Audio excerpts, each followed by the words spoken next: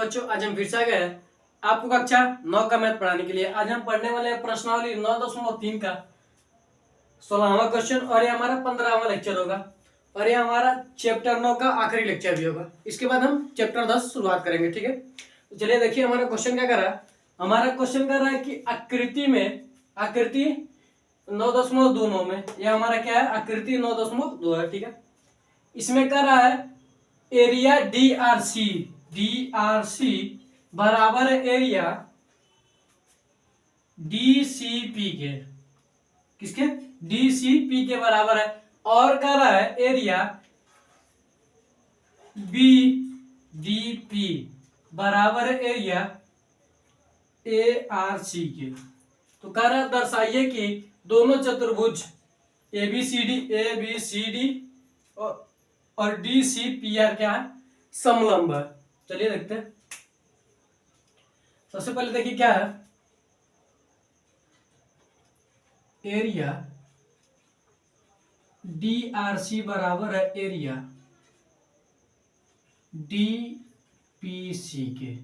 ठीक है, यह हमारा क्या है, बराबर है। ठीक है,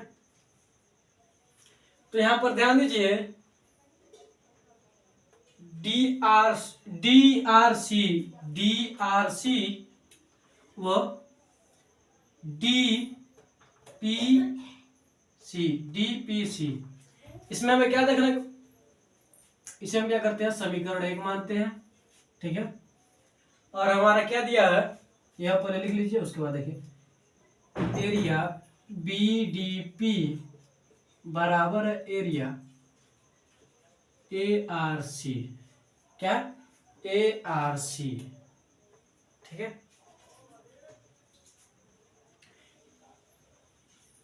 तो इसे हम क्या लिख सकते हैं, इसे हम लिख सकते हैं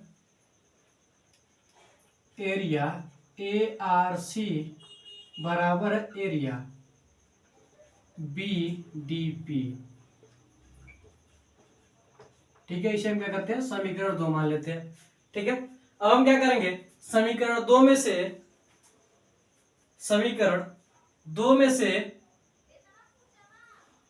समीकरण 1 को घटाने पर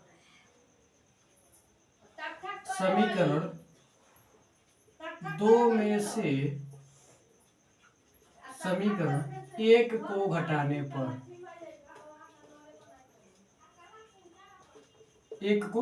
पर ठीक है, देखिए हमारा समीकरण 2 या एरिया ARC, ठीक है, माइनस हमारा समीकरण 1 या एरिया DRC बराबर है area BDP minus area DPC।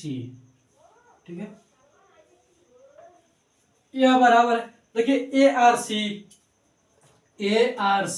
यानी इसमें से हमको क्या घटाना, इसमें से हमें क्या घटाना है, DRC घटाएंगे। जब इसमें से हम क्या करेंगे, यह घटा देंगे तो हमारे पास क्या बचेगा, यह बचेगा ADC। क्या बचेगा हमारे पास,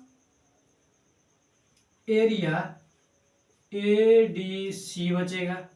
इधर देखिए क्या बचेगा, BDP में से हम क्या करेंगे, DCP को घटा देंगे, DPC या फिर DCP, इसको जब हम घटा देंगे तो हमारे पास क्या बचेगा, BDC बचेगा हमारे पास, एरिया BDC बचेगा हमारे पास। ठीक है, अब यह देखिए हमें क्या मिला कि एरिया ADC बराबर है एरिया BDC को।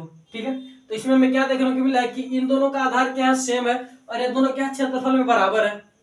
ठीक है, तो हम एक प्रमेय जानते हैं। ठीक है, उस प्रमेय में क्या है कि यदि किसी चतुर्भुज में दो त्रिभुजों, यदि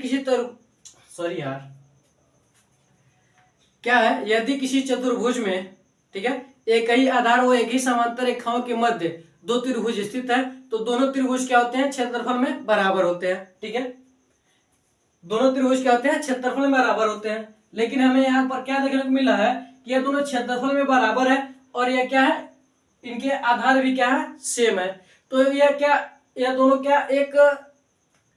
दोनों क्या समांतर, एक ही समांतर रेखाओं के बीच स्थित नहीं होंगे? चलिए देखते हैं, एकदम होंगे। तो हमने एक प्रमेय पढ़ा है,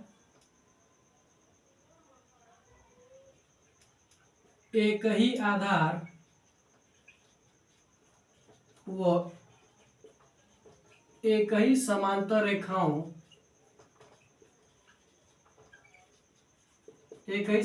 रेखाओं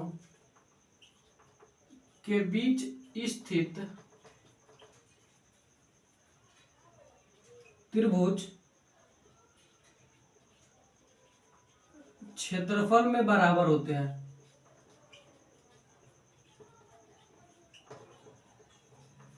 ठीक है, ठीक है। तो हमें यहाँ क्या क्षेत्रफल में बराबर होते हैं, इसलिए हम क्या कह देंगे कि यह क्या होगा, ए बी समांतर क्या होगा, सी डी होगा। क्यों? क्योंकि आप ध्यान दीजिए, यह दोनों क्या है, क्षेत्रफल में बराबर है। वो सी डी इनके क्या है, इसमें भी देखिए सी डी, इसमें भी देखिए सी डी, क्या एक ही आधार है, तो ये क्या होंगे, एक ही समांतर रेखाओं के बीच स्थित होंगे। ठीक है, अगर मान लीजिए हमारा क्या होता है, ए बराबर क्या होता है, बी होता है। ठीक है, बी बराबर सी होता है, तो सी क्या होगा, ए के बराबर होगा, सी क्या होगा, बी के बराबर होगा। ठीक है, तो बी क्या होगा, बी और ए क्या होगा, बराबर होगा। बस यही हमें समझना है। ठीक है, ये आपको बढ़िया सही समझ में आया होगा। लेकिन यह देखिए, अगर मान लीजिए तीन चीज, देखिए क्या कर रहा है, एक ही आधार व एक ही समांतर रेखाओं के बीच स्थित हो तो क्या होते हैं, क्षेत्रफल में बराबर होते हैं। तो हमें क्या दिया, एक ही आधार है इन दोनों में, और क्या है, क्षेत्रफल में बराबर है, इसलिए क्या होंगे, समांतर रेखा, ये दोनों क्या होंगे, समांतर रेखाओं के बीच होंगे। बस आप यह समझिए। ठीक है, आगे देखिए अब क्या करेंगे हम, जब ये क्या है, ए बी समांतर सी डी है। ठीक है, इसलिए क्या होगा, ए बी समांतर सी डी होगा। तो हम क्या लिख सकते हैं, अतः ए बी सी डी एक समलंब है। ठीक है, क्यों? क्योंकि आप लिख सकते हैं किसी चतुर्भुज का, यदि किसी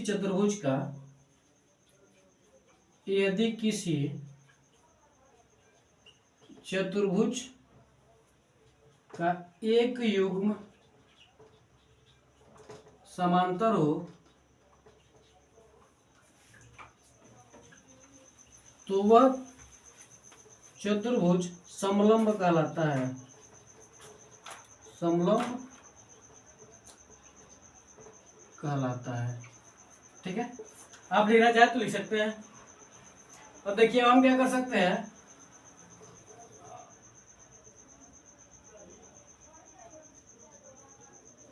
समीकरण एक से, समीकरण एक हमारा क्या है,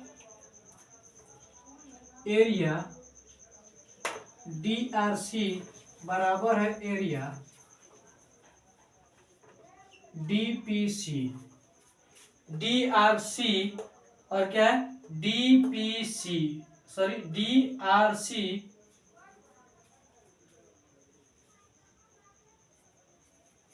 क्या, डी आर सी और डी पी सी। ठीक है, ये दोनों क्या बराबर है। इसमें भी आप देखिए, इसमें भी आप क्या देखने को मिलेगा हमें कि यह डी सी क्या है, इसमें भी क्या है, आधार है। ठीक है, इसमें भी क्या है, इसमें भी क्या है, डीसी क्या है, आधार है। अगर हम लिखना चाहे तो क्या लिख सकते हैं, अगर थोड़ा सा और सिंप्लीफाई करना चाहे तो लिख सकते हैं, चतुर्भुज डी सी पी आर में, ठीक है, त्रिभुज डी आर सी व त्रिभुज डी पी सी एक ही आधार डी सी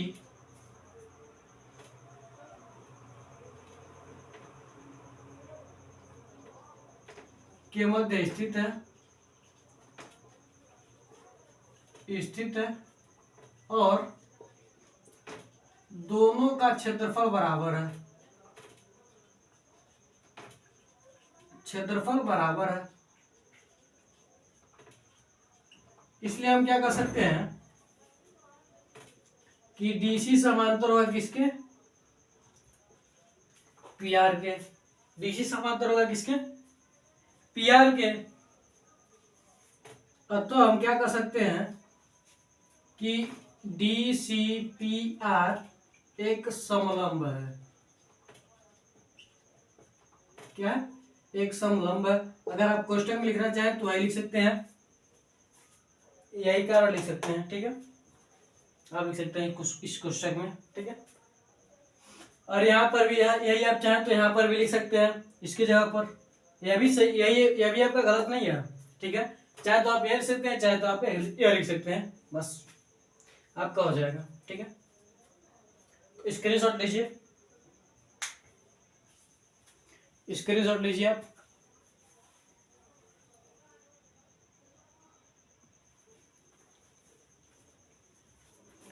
तो आज के लिए बस इतना ही रहते हैं, अब मिलेंगे चैप्टर 10 के साथ, यह हमारा खत्म होता हुआ। तो जय हिंद जय भारत। मैं आशा करता हूं कि आपको क्वेश्चन अच्छी तरीके से समझ में होगा, इसमें कुछ अधिक नहीं था, बस आपको क्या करना था, दो दिए थे, दो क्षेत्रफल दिए थे बराबर है। ठीक है, इसे क्या करेंगे, आप एक और दो समीकरण मान लेंगे। ठीक है, और जो बड़ा वाला है उसमें से क्या करना है, छोटे वाले को घटा देना है। उसके बाद घटाने पर हमें क्या मिल जाएगा, दोनों सेम इसी तरह से मिल जाएंगे। तो दोनों का आप ध्यान देंगे तो यह क्या है, एक ही आधार, दोनों का क्या है, एक ही आधार है, और ये क्या है, एरिया बराबर है, इसलिए क्या होंगे, दोनों समांतर रेखाओं के मध्य स्थित होंगे। ठीक है, यानी दो समांतर रेखाओं के मध्य स्थित होंगे, सॉरी एक ही समांतर रेखाओं के मध्य स्थित होंगे दोनों त्रिभुज। बस आपको यहाँ पर यह दर्शाना है, जब एक ही समांतर रेखाओं के मध्य स्थित है कोई चतुर्भुज है, अगर उसका क्या है, एक युग्म क्या है, समांतर है, तो हम किसे क्या कहेंगे कि वह क्या है, समलंब है। दोनों में एकीकरण होगा, बस आसान है आपका। जिस तरह से आपका क्वेश्चन नंबर 15 लगा, सेम उसी तरह से। तो मिलते हैं अगली वीडियो में। जय हिंद जय भारत।